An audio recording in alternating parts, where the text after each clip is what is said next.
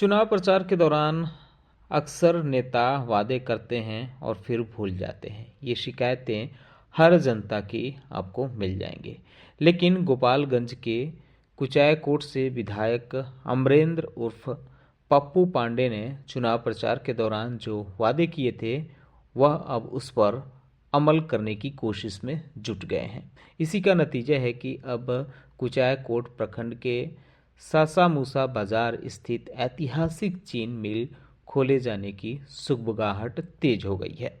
दरअसल बिहार सरकार ने 15 बंद बड़े बड़े चीनी मिलों के जीर्णोद्धार के बाद पुनः संचालन की घोषणा की है। इसी सूची में सासामूसा चीनी मिल का भी नाम है। इसे देखकर किसानों को उम्मीद की किरण दिखी है। एक समय क्षेत्र की आर्थिक धुरी मानी जाने वाली यह मिल अब जर्जर खंडहर में बदल चुकी है। मिल बंद होने से कुचायकोट, पंचदेवरी, कटया समेत आधा दर्जन प्रखंडों के किसानों और मजदूरों की आजीविका चरमरा गई है। गंडक किनारे बसे गांवों से लेकर यूपी सीमा से लगे इलाकों तक के किसान कभी गन्ने की खेती को अपनी सबसे भरोसेमंद फसल मानते थे, लेकिन अब हालात पूरी तरह से बदल चुके हैं।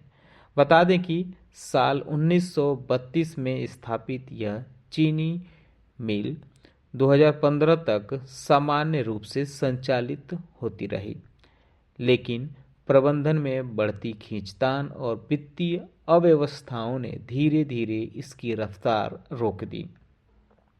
2015 के बाद किसानों का बकाया लगातार बढ़ता गया और दिसंबर 2018 की भीषण दुर्घटना हुई, जिसमें 7 मजदूरों की मौत हुई। इस घटना ने मिल को घुटनों पर ला दिया।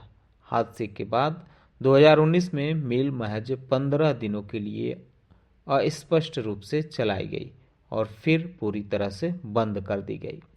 दैनिक जागरण की खबर के मुताबिक मिल बंद हुई तो सबसे बड़ा झटका उन किसानों को लगा जिन्होंने वर्षों तक मिल पर भरोसा करके गन्ना उगाया। वर्तमान में किसानों का 40 करोड़ रुपए से अधिक का भुगतान बकाया होने का अनुमान है। मिल के स्थायी कर्मचारी, दैनिक मजदूर और आसपास के कारोबारियों की आमदनी पूरी तरह से चौपट हो गई है। कई परिवार बेरोजगारी और कर्ज की बोझ तले दबे जा रहे हैं। गन्ने के सहारे चलने वाली परिवहन व्यवस्था और छोटे मोटे व्यवसाय भी प्रभावित हुए हैं। सासामूसा चीनी मिल चलाने को लेकर स्थानीय जनप्रतिनिधियों से लेकर जिला प्रशासन तक सभी ने मिल संचालक, राज्य सरकार के गन्ना व उद्योग विभाग के अधिकारियों के साथ कई दौर की बैठकों में समाधान निकालने की कोशिश की। अधिकारियों ने हर बार मिल संचालन में सहयोग का आश्वासन दिया, लेकिन प्रबंधन आंतरिक और पारिवारिक विवादों का हवाला देकर उत्पादन बहाल करने में असमर्थ रहा।